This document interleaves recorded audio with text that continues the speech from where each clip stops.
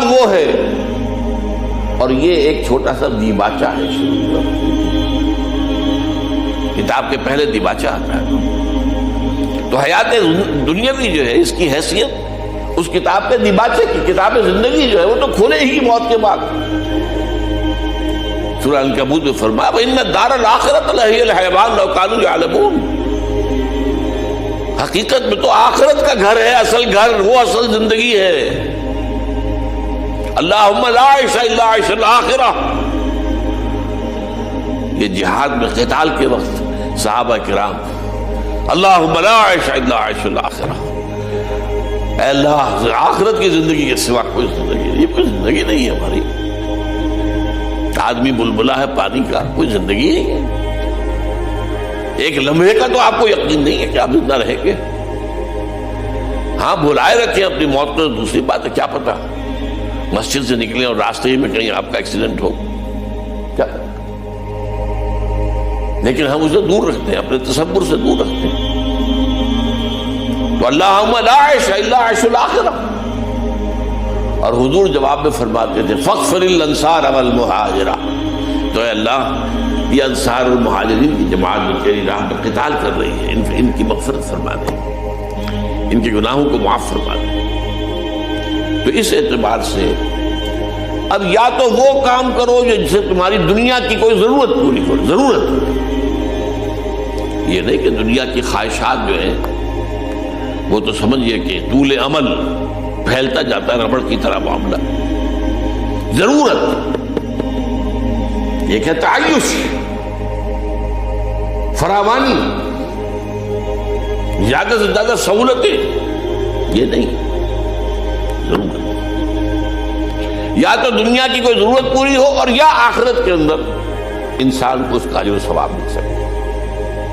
اس دو کے علاوہ کسی تیسرے کام کے لیے یہ زندگی کا کوئی لمحہ ضائع کرنا،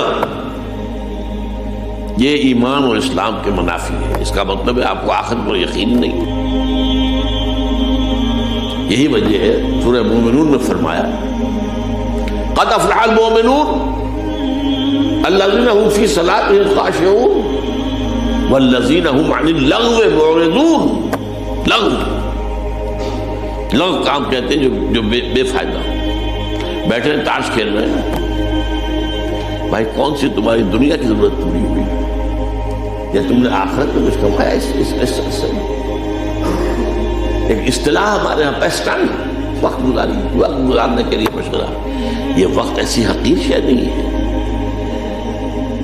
تو اس کا پوٹینشل ہے، اسی سے تو بنا سکتے ہو آخرت کو، اللہ کے لیے اجر اللہ کے ہاں سے اسی وقت کے ذریعے سے کماؤ گے، یہ ضائع کرنے کی شے نہیں ہے۔ وقت گزاری کے مشغلے یہ انہی کے لیے ہوں گے کہ جن کو آخرت پر یقین نہیں، ورنہ کیسے ممکن ہے جو وقت ملا ہے۔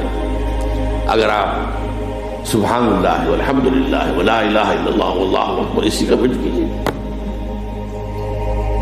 ہر کلمہ جو ہے وہ جنت میں ایک پودا بن جائے گا آپ کے لیے، وہاں جا کر آپ باغ کاٹیں گے، وہ جو بھی باغ ہوگا وہ آپ کے پاس ہوگا۔ وقت ضائع کیوں کر رہے ہیں؟ یا دنیا کی کوئی ضرورت پوری ہو رہی، ٹھیک ہے، آپ کو معاش کے لیے کام کرنا ہے، اپنے لیے اپنے بال بچوں کے لیے روزی کمانی ہے، ٹھیک ہے، یا تو اس میں لگے، اور یا پھر آخرت کے کمانے کے لیے لگے۔ تیسرا کام نہ، والذین هم عن اللغو معرضون، اور آپ کے علم میں ہوگا بہت سے حضرات کے کہ سورہ مومنون کی جو ابتدائی 11 آیات ہیں اسی کے ہم معنی اور بہت مشابہ سورہ معارج کی آیات ہیں، وہاں اس کی بجائے والذین هم عن اللغو معرضون کی بجائے فرمایا ہے والذین یصدقون بیوم الدین، وہ لوگ جو آخرت اور قیامت کے دن اور جزا و سزا کے حساب کے دن کو مانتے ہیں، اس پر یقین رکھتے ہیں۔ یعنی اگر جزا و سزا کے قانون پر ایمان ہے، یوم الدین جزا و سزا کے دن پر یقین ہے، تو پھر کیسے ممکن ہے آپ کسی لغو کام کے درس مقصد کریں؟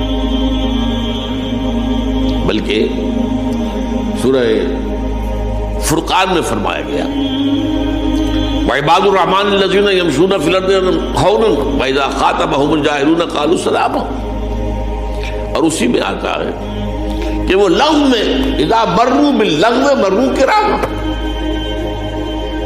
وہ لغو کام کی طرف متوجہ تو ہوتے ہی نہیں، خود کام کریں، خود جائیں کہیں لغو کام کے لیے نہیں۔ اگر کہیں گزر ہو جائے اتفاق سے، آپ جا رہے تھے، جانا ہے کہیں سڑک پر جا رہے ہیں تو آپ نے دیکھا ڈوڈگی بجی ہے، لوگ جمع ہو رہے ہیں، کوئی کھیل تماشا ہوگا، کوئی مداری ہوگا، کوئی کرتب دکھائے گا، کوئی دھوکے دے گا، کوئی ہنسائے گا، کوئی یہ کرے گا، کوئی پیسے آپ سے دے گا۔ اب آپ اس میں متوجہ ہو جائیں، اس کا مطلب ہے آپ نے وقت کی قدر و قیمت کو نہیں سمجھا۔ وَإِذَا مَرُّوا بِاللَّغْوِ، یعنی ایک تو ہے بالارادہ کسی لغو کی طرف جانا نہیں، اگر اتفاقاً گزر ہو جائے لغو کے پاس سے، مروا کراما، وہ وہاں سے باعزت گزر جاتے، اس میں متوجہ نہیں ہوتے، اپنے وقت کا کوئی حصہ بھی، کوئی منٹ بھی ضائع کرنے کو تیار نہیں ہوتے۔